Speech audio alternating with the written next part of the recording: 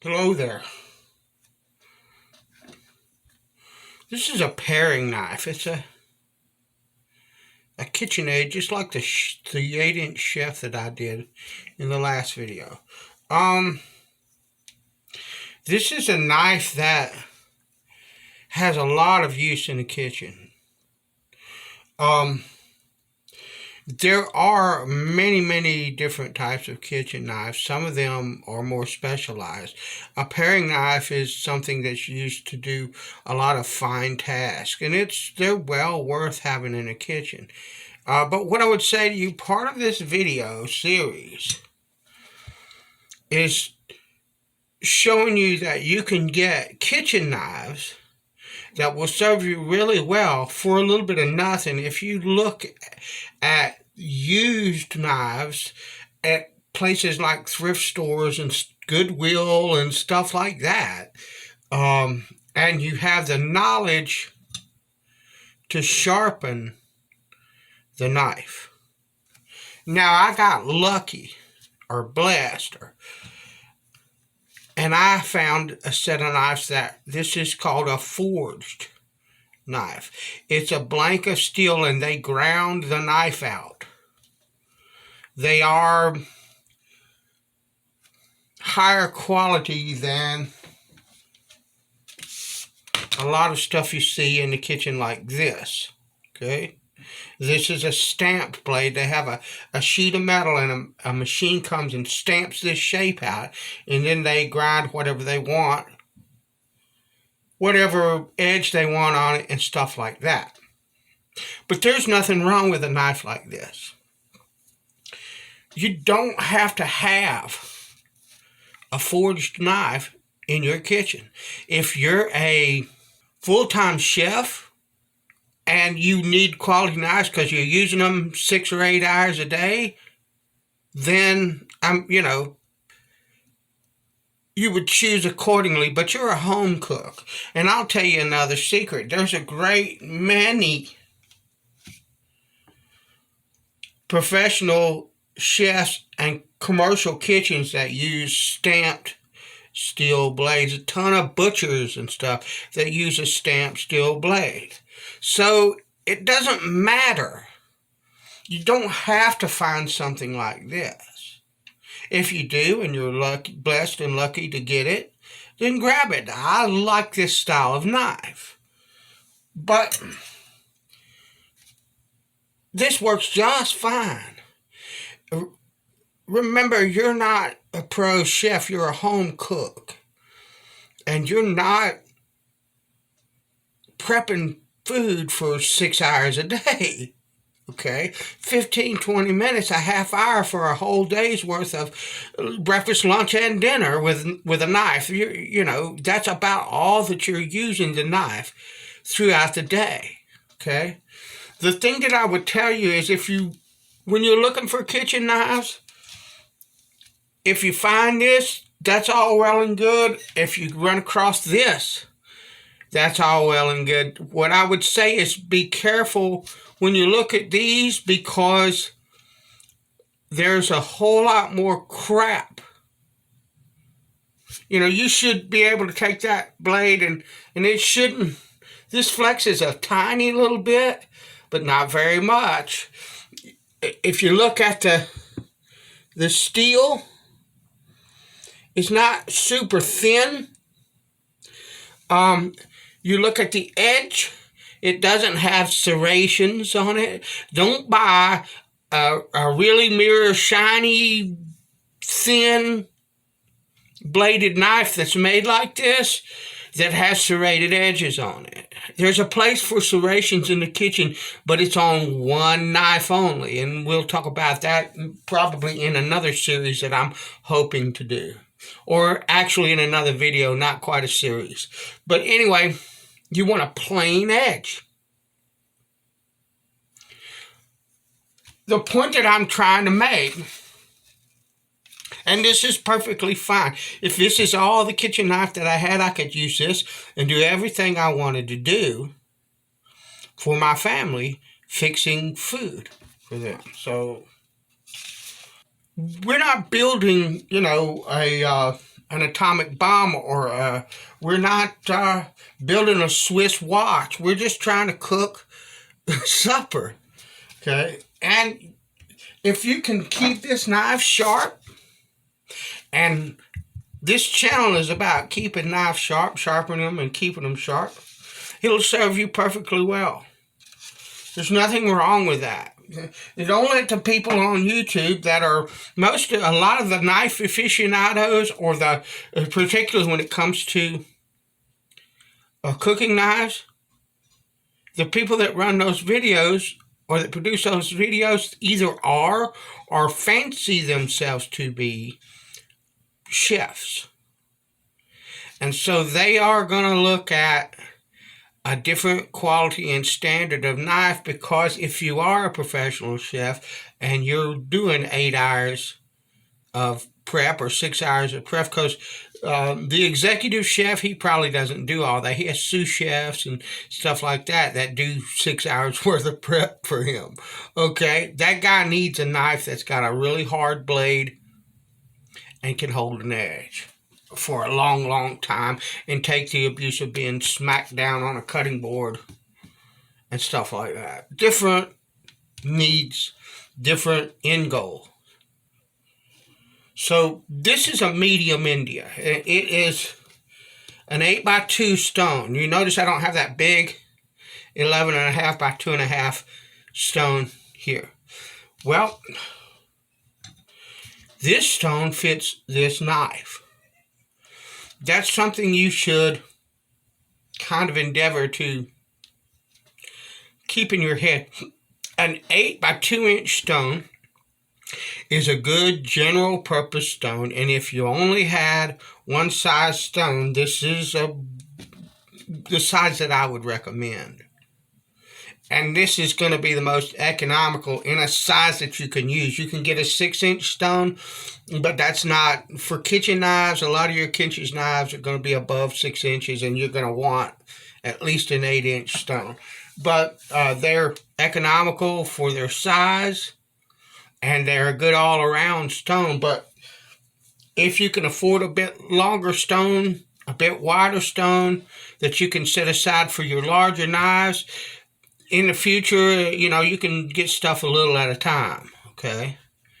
Then you might want to consider trying to get one of those. They're not very expensive if you're looking at something like India stones or crystalline stones.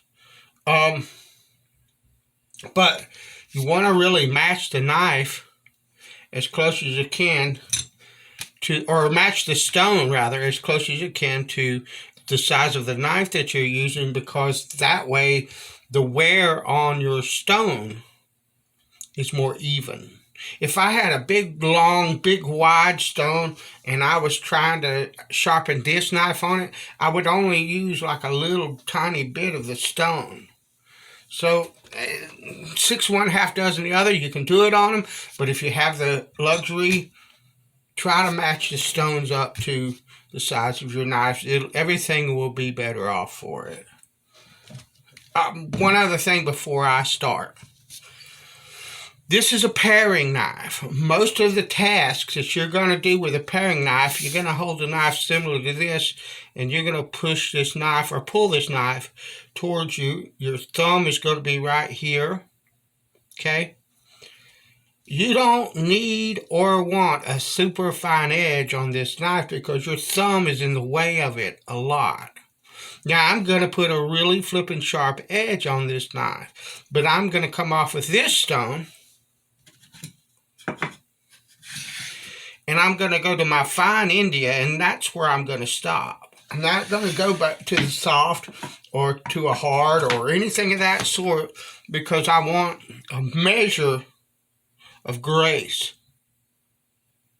against my thumb. So, something to think about. These are all considerations. When you start thinking about sharpening a knife, you need to think about the use to which the knife is going to be put.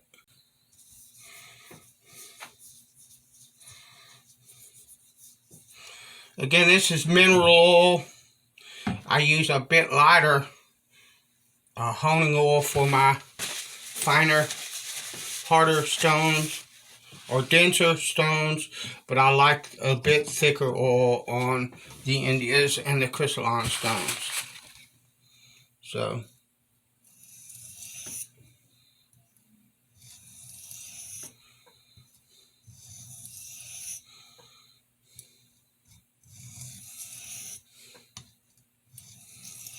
no pressure. You don't need it. Let the stone do the cutting.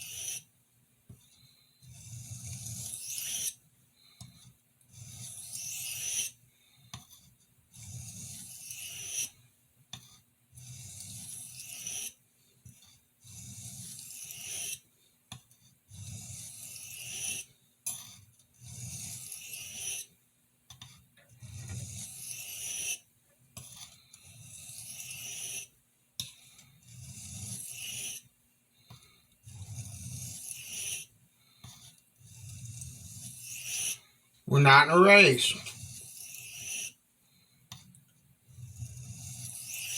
Use care about how you lay that knife on the stone.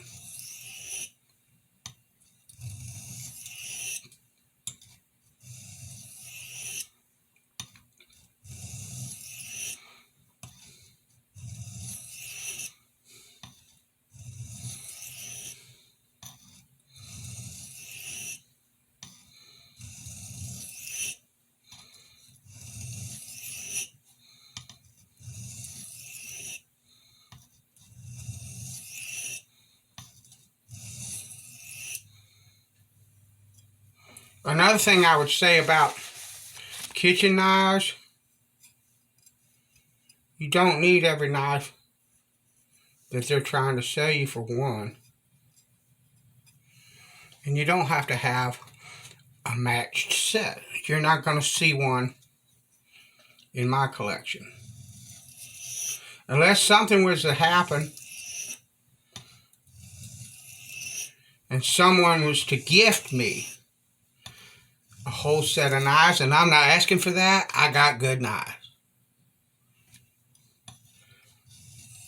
You're not going to see me do that because there are only a few basic knives that you need. Honestly, I have all the knives that are required for a kitchen, and some that I very rarely use, but they are nice to have. And I'm going to do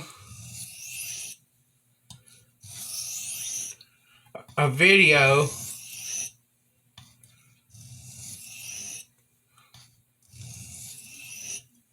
that is based on what you need in a kitchen, what I need in a kitchen, and what you might need depending on what you are doing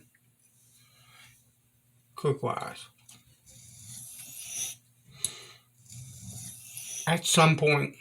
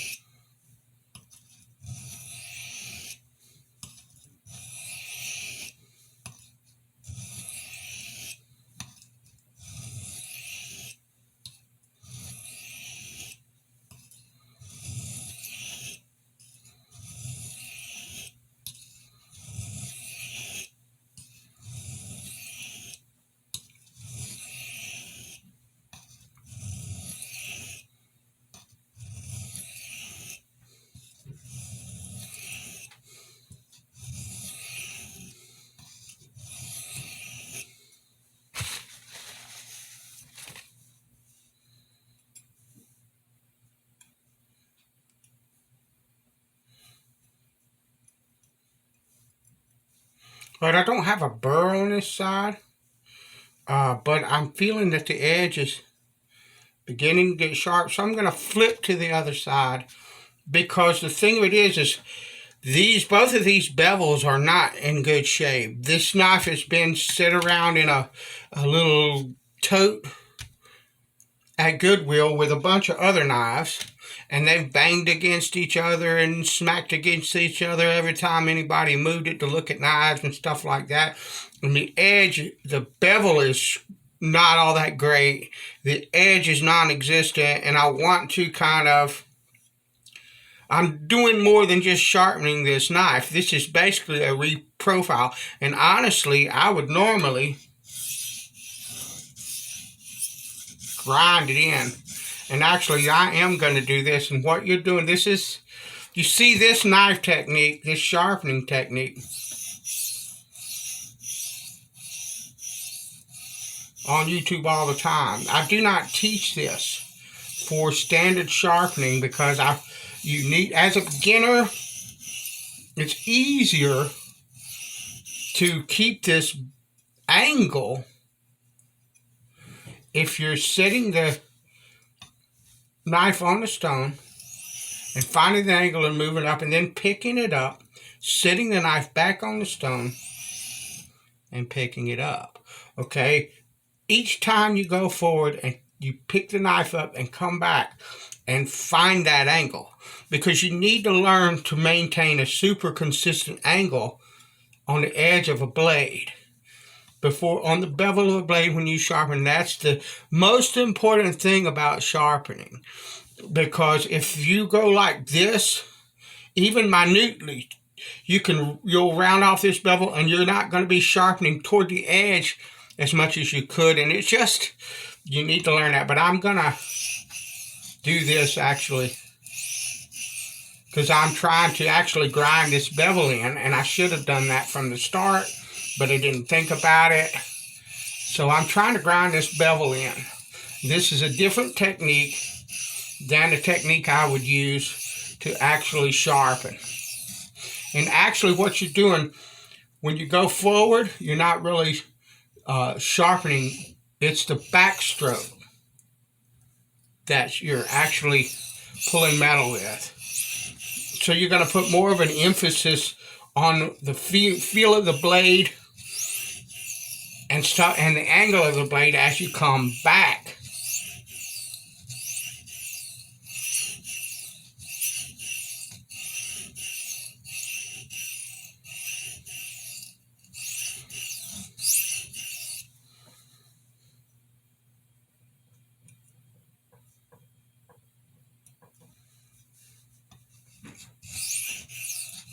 Find that angle, lock your wrists.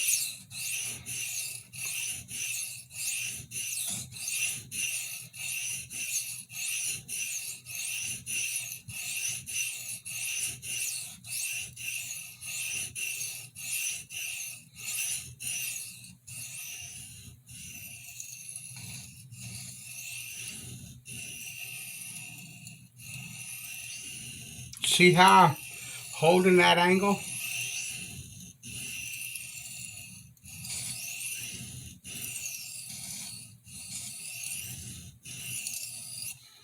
All right.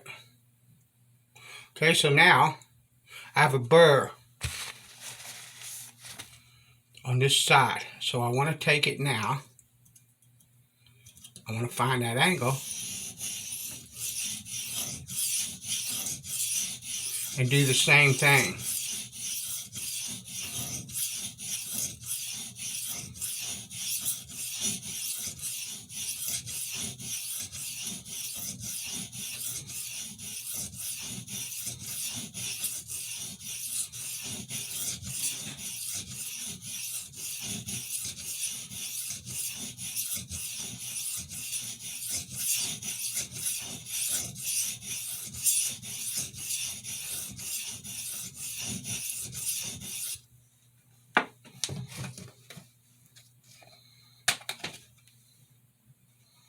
This is a technique I use for times like this when it's more a repair. And the sharpening, like I said, there are a lot of people that sharpen like that all the time. In my opinion, depending on the kind of steel that you're using, you can end up with that being a bit more aggressive, and the steel doesn't respond to it as well. That is, it's difficult for me to explain what I'm talking about, but it's why I prefer the single forward stroke method most of the time.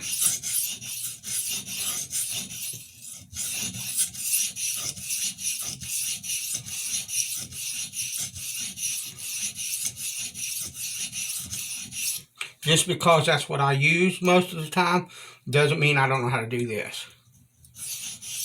I made a choice guided by my own experience on the stones about how I was going to sharpen, when I was going to use what technique. You might have a different opinion altogether or a different preference. That's perfectly fine.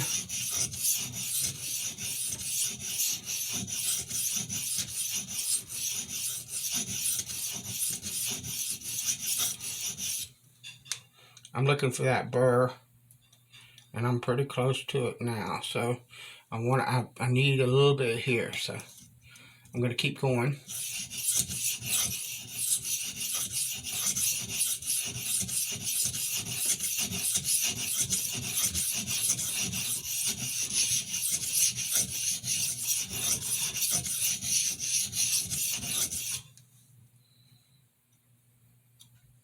That's good enough.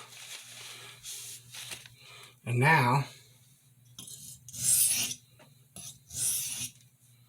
I have a burr for most of it. I still don't have much of a burr here, but the thing it is that's most of the time where my thumb is going to lay. So I'm not as concerned about getting a perfectly super sharp edge here, because again, I want some grace.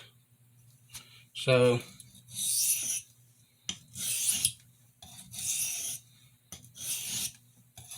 we're going to go back to single strokes now.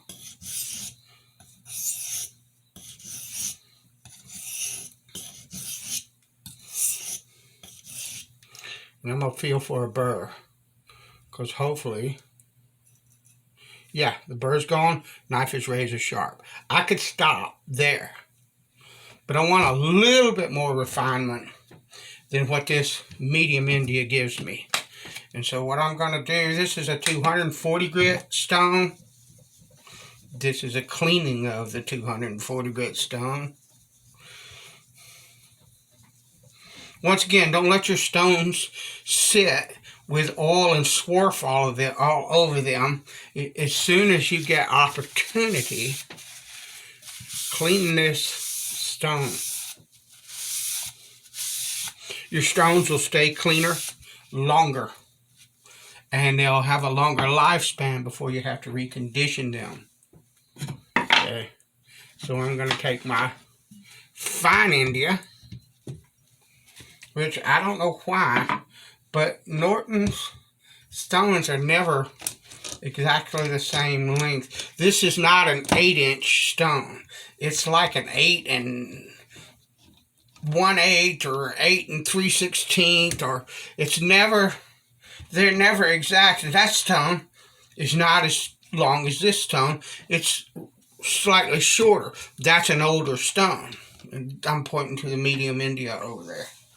It's an older stone, so that might be the difference. I don't know. Doesn't matter to me. It's right around where I need it to be. It's just an observation while we're yapping at each other, or while I'm yapping at you. There you go. So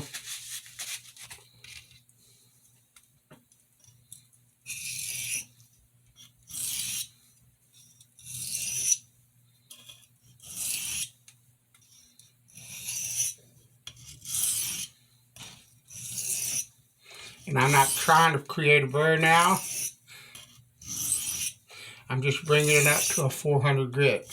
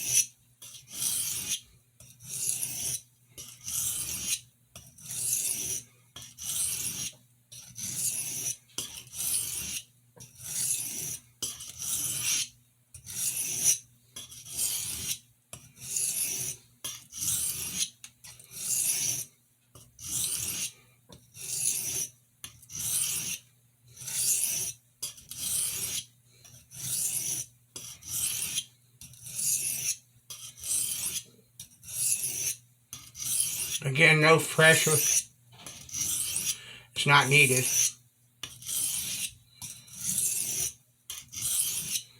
Let the stone cut. It will.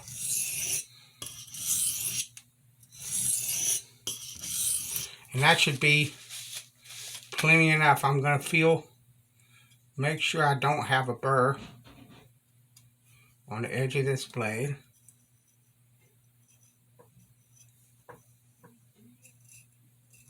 I still have a nice razor sharp edge. And that's it. But listen, what I want to stress to you, and I hope that this video kind of pointed it out, is that when you're sharpening a knife or anything that you need an edge on, you need to really consider the use to which you're going to put the edge that you're using, that you're sharpening, the tool that you're using, what kind of use case you have, and also the way in which you're going to use it. That will determine the level of refinement you go to, even the level of the keenness and sharpness of the initial edge that you create is going to depend in a large measure, or should, on what it is you're going to do with a knife. For instance, this knife, on a lot of knives, I will go to a pasted strop to refine the edge a bit further than even what I get off of my finer stones. But not with this knife. We discussed why during the sharpening video. During this video. Okay? And that's important. You need to start, I have shown you over and over and over the technique to get a sharp edge on your knife. Now we're into fine-tuning what we do to suit the knife, the steel, the edge that we need for the task we're going to perform, and how we're going to actually use that blade. Every one of those, even up to the size of the stone, matched to the size of the blade as closely as you can with what you have, every one of those things is important, and they're finer points, for lack of a better word. In sharpening, you need to start paying more attention. Now, if you've watched my channel so far, you know how to get an edge on a knife, and you know that you'll have a screaming edge. Okay? Now we need to start being more meticulous in what it is that we do and why we're doing it. Thanks for watching. I'll talk to you later.